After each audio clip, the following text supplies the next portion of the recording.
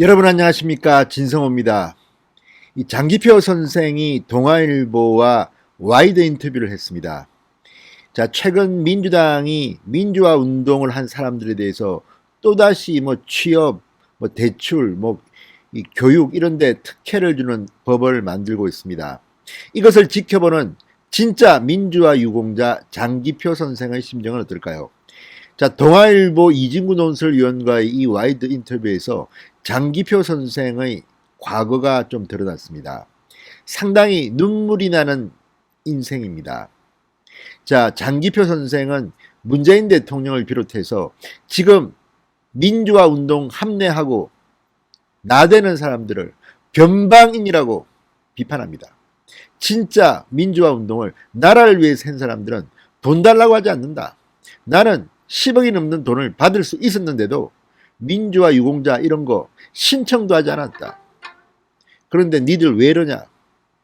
후배들을 꾸짖습니다. 그러면서 과거 월남전에 참전했던 이야기, 눈물 나는 이야기들이 펼쳐집니다. 한 사람이 교사를 하다가 가해 수업을 하다가 가정을 꾸린 이야기, 딸한테 미안한 이야기. 자, 이 인터뷰를 읽어보면 장기표 선생 정말 대단한 사람입니다. 자, 과거 이 김문수 지사가 당시 한나라당 공천심사위원장을 할 때 이 비례대표 국회의원 제의를 받고도 거절했던 그런 기억이 있습니다. 자, 장기표 선생의 인터뷰 소개해드리겠습니다. 진성호의 융단 폭격 시작합니다. 문재인 정권을 융단 폭격합니다. 방송에 앞서 아직 진성호 방송에 구독자가 아니신 분들은 붉은색 구독 버튼 눌러주십시오. 더 좋은 방송으로 보답하겠습니다. 자, 최근 더불어민주당 의원들이 발의한 민주유공자 예우에 관한 법률안이라는 게 있습니다. 지금 셀프 중복수혜란 비판이 나오고 있습니다. 이미 2000년에 민주화 운동 관련자 명예회복 및 보상 등에 관한 법이 제정됐습니다. 이미 상당한 사람들이 보상을 받았습니다. 그런데 추가로 취업, 대출, 교육 이런 혜택을 주자는 게 골자입니다.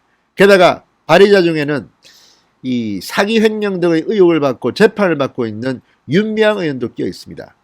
이걸 바라보는 장기표 선생의 마음은 어떨까요? 한마디로 저도 안 받습니다. 이렇게 장기표 선생은 말하고 있습니다. 자, 장기표 선생의 이 동아일보 인터뷰를 보고 있으면 상당히 눈물이 나옵니다. 그만큼 어려운 삶을 살았지만 꿋꿋하게 절개를 지킨 그런 뭐랄까요, 독립운동가 같은 그런 향기를 맡을 수 있기 때문입니다. 자, 이 장기표 선생은 현 집권 세력이 민주화 운동을 내세운 이유가 컴플렉스 때문이라고 말합니다. 제대로 투쟁한 사람들은 민주화 운동에 대한 컴플렉스가 없지요. 하지만 변방인들은 그럼에도 불구하고 스스로는 굉장히 민주화 운동가인 것처럼 보이고 싶은 게 사람 마음 아닌가요? 그래서 상대는 과도하게 독재 세력으로 몰고 자신은 투사로 포장하는 거지요. 사실 징역은 아무것도 아니에요. 고문받고 두들겨 맞은 게 힘들지 포대자루에 씌워져서 맞아본 적이 있습니까? 그냥 맞는 거와는 다르다고 합니다. 보고 때리면 고문하는 사람들도 사람이기 때문에 엉덩이나 가슴 같은 데를 때리지만 포대 안에 집어넣으면 어디가 어딘지 모르기 때문에 이빨을 부러뜨렸는지 눈이 터졌는지 더 잔혹해진다고 말합니다. 굉장히 아픈 경험을 이야기합니다. 자, 오래전부터 민주화 운동을 한 사람들에 대한 국민의 평판이 좋지 않다고 하셨습니다. 이렇게 묻자 이렇게 말합니다. 예전에는 사회적으로 민주화 운동을 한 인사들을 대접하는 분위기가 있었습니다. 그러나 지금은 없지 않습니까? 소위 민주화 운동을 했다는 사람들이 권력을 잡고 나니 부정부패에 연루되는 등 자신들이 비판했던 사람들과 똑같은 모습을 보였습니다. 또 보상도 많이 받았습니다. 돈만 보상이 아닙니다. 민주화 운동 경력 때문에 국회의원, 장관, 심지어 대통령까지 되지 않았습니까? 국민 입장에서는 예전에 고생한 거 인정하지만 이제는 다 보상받은 거 아니냐, 빚진 게 없다고 생각하는 겁니다. 좋게 말하면 상쇄된 거고 나쁘게 말하면 민주화 운동 경력을 팔아먹은 거죠. 대통령까지 됐다는 사람은 누굴까요? 여러분들 아실 겁니다. 자, 김문수 전 지사가 보상을 거절하면서 민주화 운동을 한 덕에 국회의원 3번이나 그리고 도지사까지 했는데 뭘 더 보상을 타먹느냐 이렇게 말했다고 하니까 그 사람 말이 맞다고 합니다. 김문수 전 지사도 민주화 운동 보상 신청을 안 했다고 합니다. 나도 마찬가지로 안 했다고 합니다. 민주화 운동을 한 덕분에 얼마나 많은 덕을 받습니까? 선생님은 별로 덕 본 게 없는 것 같은데요. 물어보니까 아니에요. 내가 그 경력이 아니라면 이 사무실 신문명정책연구원을 어떻게 유지하겠습니까? 말난 김에 독재 정권 시절 민주화를 바라지 않은 대한민국 사람이 어디 있겠습니까? 독재에 저항하고 싶지 않은 사람이 어디 있겠습니까? 저 같은 사람도 그때 대학생이 아니고 농사를 짓거나 공장에서 일하며 생계를 책임졌다면 아무리 박정희 전두환 정권이 잘못해도 데모하기가 어려웠을 겁니다. 우리는 대학이라는 해방 공간 안에 있었고 또 함께할 친구들도 있었으니까 할 수 있었던 거죠. 국민이 함께한 것입니다. 더군다나 그 보상을 스스로 요구하면 안 되는 것 아닙니까? 자, 김대중 정부 시절 서울대 교수 출신인 교육부 장관이 80년대 해직 교수 60여 명을 5.18 민주화 운동 희생자로 선정해 80억 원을 나눠줬습니다. 이 사람들 중 광주와 관련된 사람은 거의 없습니다. 더군다나 이미 대부분 김영삼 정부 때 복직돼 해직 기간에 못 받은 월급도 전부 돌려받았죠. 그러고 나서도 민주화 운동 출신이라고 국회의원, 장관, 대학총장, 공공기관 이사장 등을 한 사람이 부지기수입니다. 정말 나쁜 사람들 아닙니까? 참 할 말이 없습니다.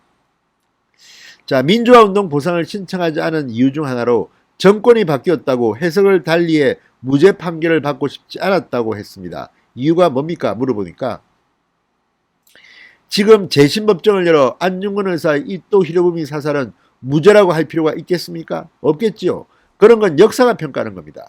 그리고 군사 독재에 부역한 판검사들이 있었습니다. 그 사람들이 민주화 후에는 민주화 세력에 붙더군요. 민주화 운동을 유죄라고 했던 사람들이 세상이 바뀌니 이제는 민주화 운동을 굉장히 위하는 것처럼 무죄 판결을 내렸습니다. 내가 이런 사람들에게 재판을 받고 싶겠습니까? 재심을 통해 무죄를 밝혀야 할 사건들이 있습니다. 아무튼 이런 걸 보면 참으로 진짜 운동권이었던 것 같습니다. 자, 김영삼, 김대중 정부는 물론이고 이명박 정부 때도 지역구 공천과 장관직 제의를 받았으나 모두 거절했다고 합니다. 2014년 17대 총선 때 당시 김문수 한나라당 공천심사위원장이 비례대표 상위 최상위 순번을 제안했으나 거절했다고 합니다. 자, 민주화 운동을 위해서 한평생을 바쳤는데 지금 이 나라는 왜 이렇게 된 겁니까? 그 생각을 하면 자괴감이 난다. 어쩌다 이렇게 완전히 거꾸로 된 세상이 됐는지. 문재인 정권이 군사독재 정권에서 파생된 정권이라면 그러려니 하겠는데 이 사람들이 민주화 운동을 팔아서 이렇게 만들어 놓으니까 내가 절대로 가만둘 수가 없습니다.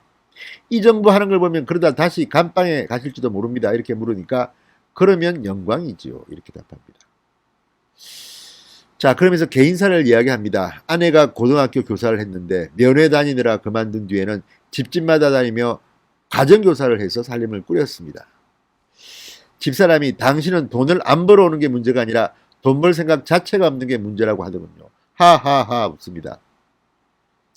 자, 실제 이 장기표 선생이 보상을 받았다면 얼마나 될까요? 물어보니까 정확히 환산해 본 적은 없지만 나보다 훨씬 적게 복역한 사람이 10억 원 정도 받았으니까 그 정도는 되지 않을까 싶습니다. 그런데 사실 제가 고엽제 피해 보상도 신청을 안 해서 이래저래 가족들에게 미안하죠.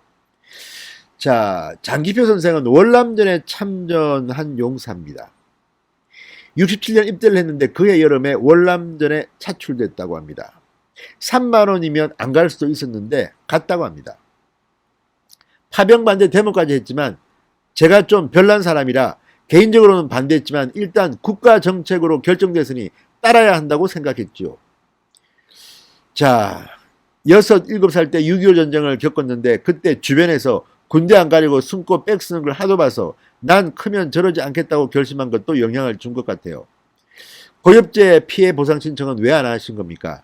처음에는 고엽제인지도 모르고 옷이 오른 줄 알았어요. 나중에 알았는데 유전이 된다고 하더군요. 그때 중학생인 아이가 저처럼 가려움증이 있었는데 고엽제 때문이라고 알면 너무 힘들 것 같았습니다. 아무튼 이런 장기표 선생의 가정사는 참 눈물이 납니다. 둘째 딸 보은 씨가 유서에서 아버지에 대해서 이렇게 말했다고 합니다.